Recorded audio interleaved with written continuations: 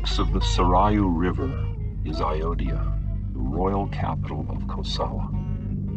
There Dasarata ruled from the tall, white Ayodhya palace. He was lord of the earth and lord of men.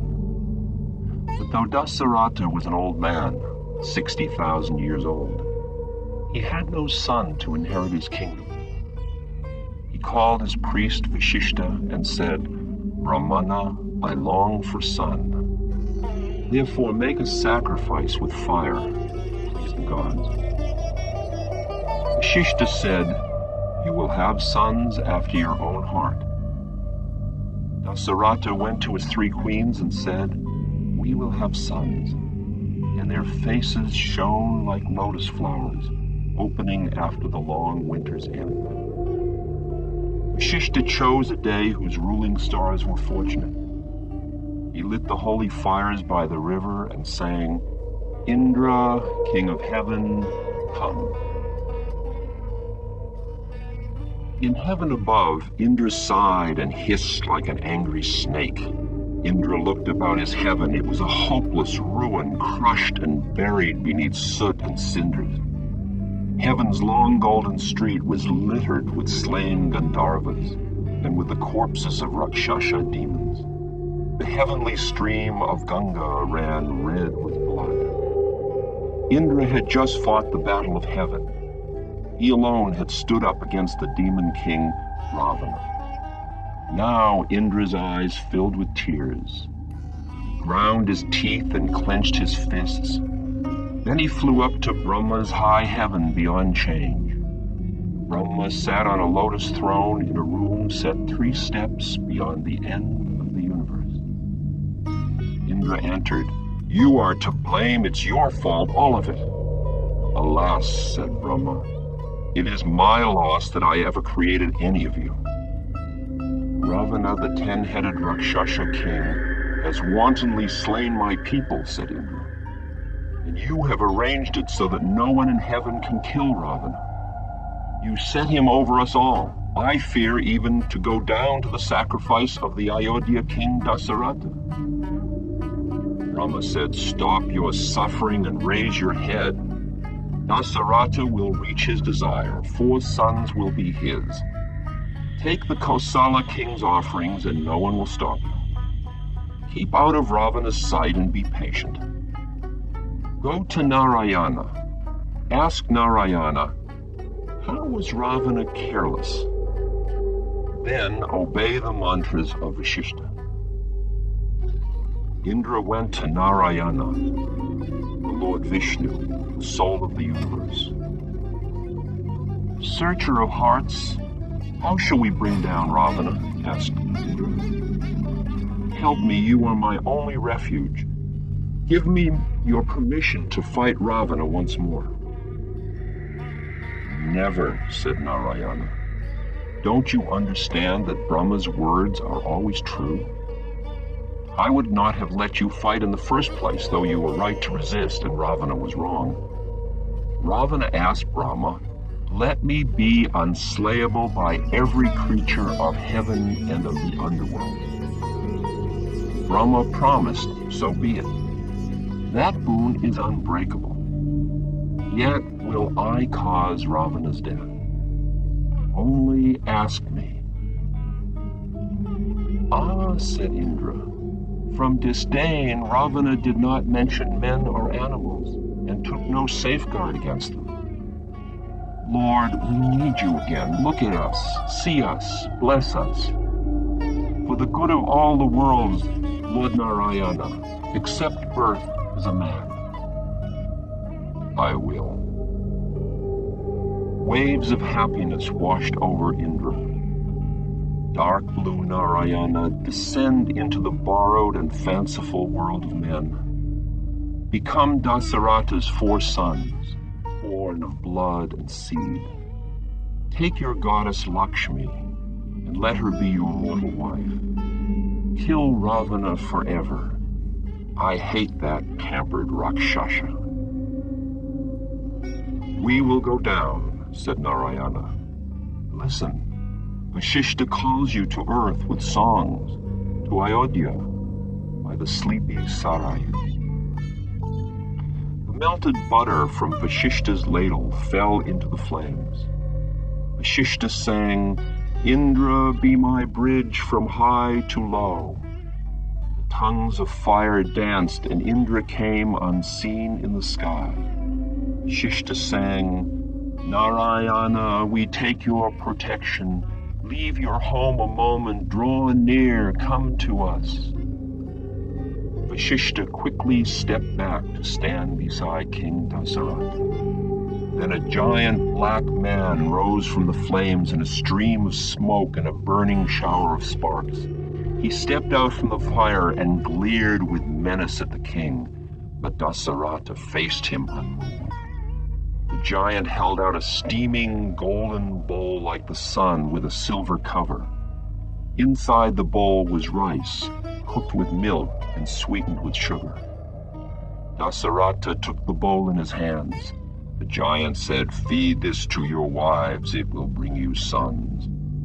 The fire crackled, and the giant vanished. Dasarata went to the inner rooms of his palace. He gave the gleaming bowl to his first wife, Kaushalya, and said, "Eat half of it." He gave his second wife, Sumitra, half of what remained. He gave his youngest wife, Kaikeyi, half of what Sumitra had left. He thought a moment and gave all the rest to Sumitra again. A year later, on the 9th day of spring, Rama was first born to Kausalya. Later that same day, Bharata was born to Kaikeyi. Then still later, Sumitra bore 2 sons, Lakshmana and Shatrugna. Rama grew to be his father's favorite son. He had more energy than the sun and a deep voice. He had colorful green eyes. His skin was cool, soft green, and so smooth even dust would not cling to him. He walked like a lion. Of all men, only Rama was born knowing his own heart. Lakshmana was Rama's second self. He was Rama's own life walking beside him. Lakshmana was of golden skin and measureless strength. His eyes were blue as wildflowers, and his hair was golden brown. Prince Bharata was born with red skin, scarlet lips, and hair red as flame. His brother Shatrugna had dark blue skin and black eyes and black hair. And in the same way that his twin Lakshmana was drawn to Rama, Shatrugna accompanied Bharata everywhere. When the 4 princes were 16 years old, the recluse Vishwamitra came to Kosala in the spring. King Dasarata met him outside the city, and they walked together into Ayodhya. When they were seated in the palace, Dasarata said to Vishwamitra, "Why have you come? Whatever you want, I will gladly give you." "Promise me," said Vishwamitra. "I promise." Vishwamitra said, "Majesty, that promise becomes you alone. No one else would make it. The pathless forest where I live has become a courtyard of evil. No longer is there any safety from the Rakshasas of the monstrous demon king Ravana.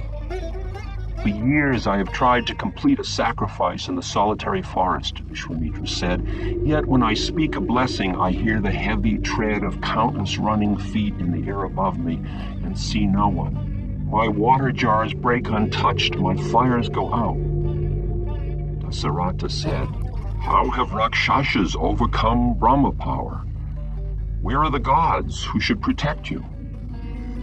Vishwamitra replied, "Majesty, we are living in the second age of the world. These are faded days, and Dharma declines.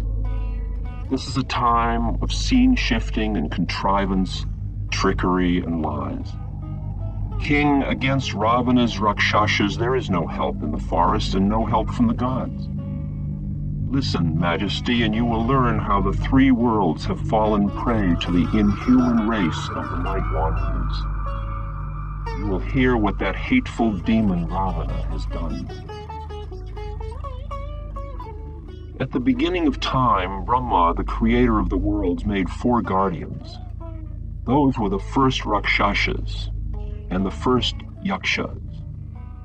Vishwakarman, the heavenly architect, built a beautiful fortress city for the Rakshasas on the Isle of Lanka in the southern sea. And the race of Rakshasas flourished. But as they increased in number, there was not room for every Rakshasa to live in Lanka. Some left the others and prowled, roaming through the forests across the sea. And there they began to eat the raw flesh of men, striking by night. The pride and the greed of the demons grew from age to age, and in time one of the Rakshasa kings, Sumali, became envious even of Vishravana, the lord of treasures. Sumali told his daughter, "Go to Vishrava, the treasure lord's father, and get sons by him." She cast down her eyes, but fearing to disobey her father, she went to the hills. Vishrava took her for his second wife, and she gave birth to 4 Rakshasas, 3 sons and a daughter. The firstborn was Ravana. Ravana had 10 hideous heads and 20 arms. He was blacker than a heap of soot and fit to horrify the universe. He had 2 fangs curving up from each mouth and 20 red eyes. When he was born, every dog in the world howled as loud as it could and chased its tail madly, turning left in circles. Next was born the giant Kumbhakarna, and he grew up in one day to stand taller than a high house. Then the frightful girl Shorpanaka was born, and last of all, Vibhishana, the good demon. Not long after their birth, Ravana and Vibhishana saw the treasure lord come home on one of his visits. Ravana became sad that he had no such brilliance as his half-brother Vishravana, and he and his brothers sat down in the wide forest to contemplate the immensity of life. In contemplation, they entered eternity. And at the end of every 1,000 years, Ravana cut off one of his heads and threw it into the fire as a sacrifice, until 9 of his heads were gone, and but one day remained before he would cut off the last one. That day was passing. Ravana held the knife to his throat when Brahma appeared and said, "Stop! Ask me a boon at once." "I'm glad that I please you," said Ravana. "Please me," said Brahma. "Your will is dreadful, too strong to be neglected. Like a bad disease, I must treat it. Ask." "May I be unslayable and never defeated by the gods or anyone from any heaven, by hell's devils or asuras or demon spirits, by underworld serpents or yakshas or rakshasas." "Granted," said Brahma. He gave Ravana back his burnt heads. They rose living from the ashes and settled on Ravana's neck, better looking than before. Rama told Vibhishana, "Ask. May I never forget Dharma in peril or in pleasure, in comfort or in distraction." Brahma said, "Yes, and you will be immortal on earth and exempt from death or oblivion." Lord Brahma turned to Kumbhakarna. The wind came to him invisibly and whispered, "Grandfather, give him nothing. He has eaten many saints. He blunders about, ruining peace and happiness. Consider what he did with no boons. With them he will eat everyone."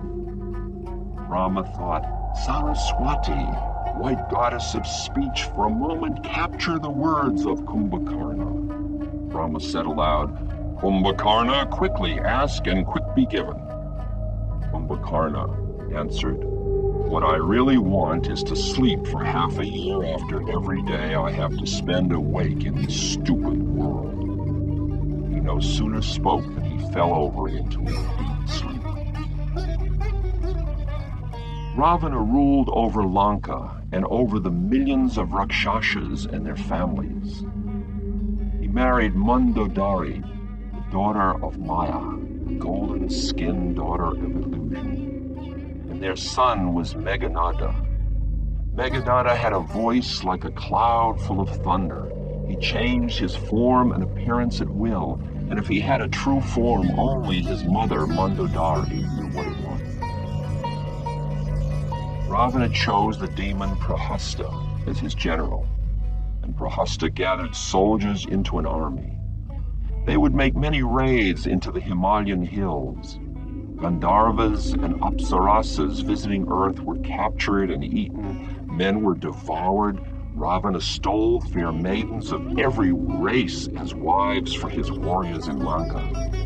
And from Vashravana, the treasure lord, he stole Pushpaka, a beautiful aerial chariot driven by thought alone.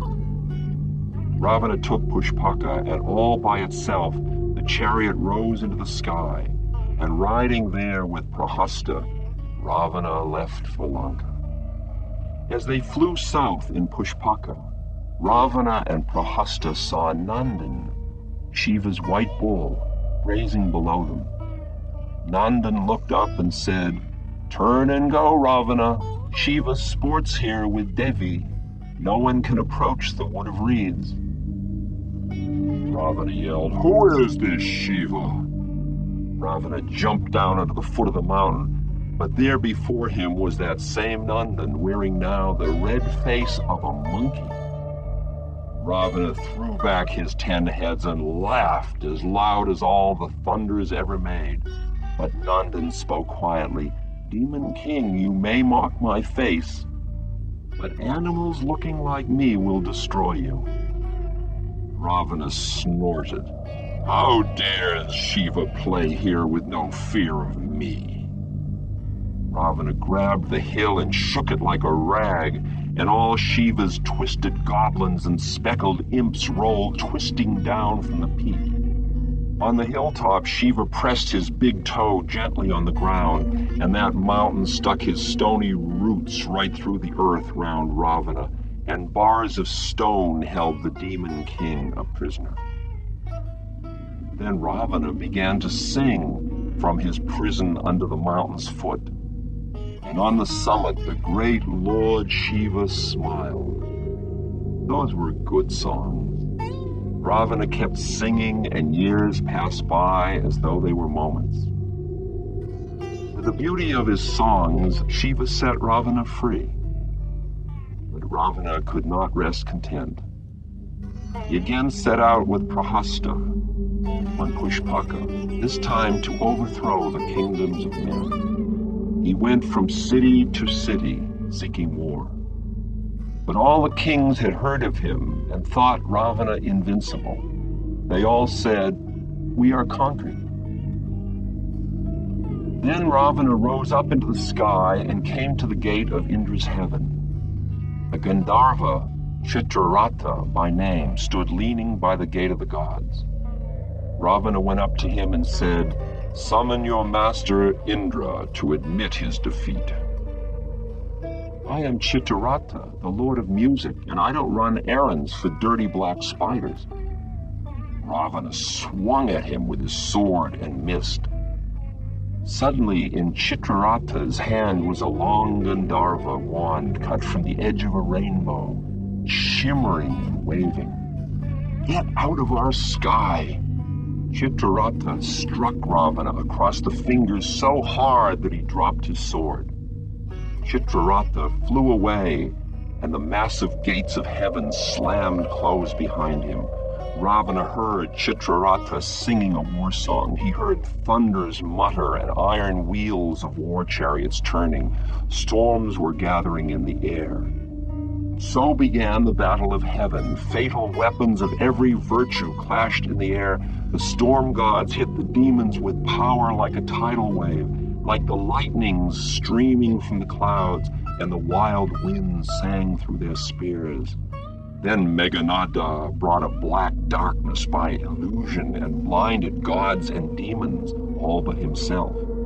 In that bewilderment, he bound Indra in illusion and shouted, "I have Indra captive."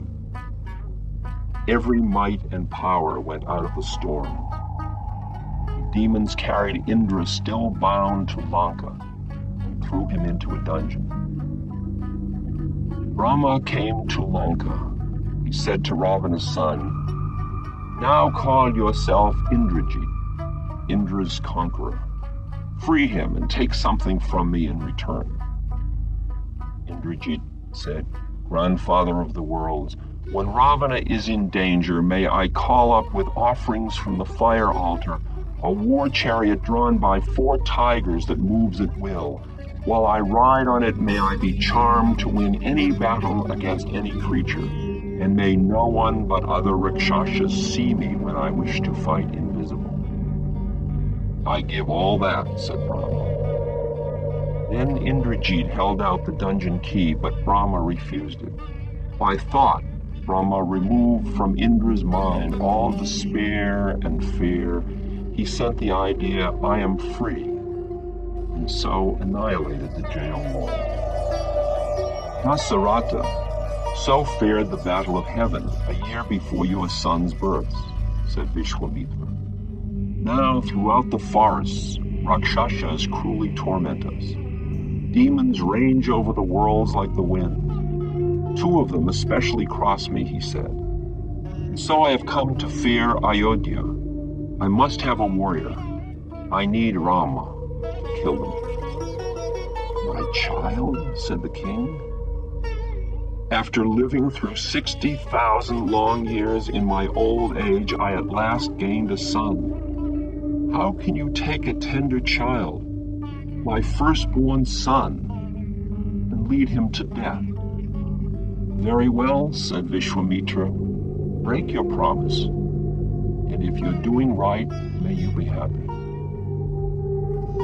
Vashishta said, "Brahmana, keep your temper. King, keep your word."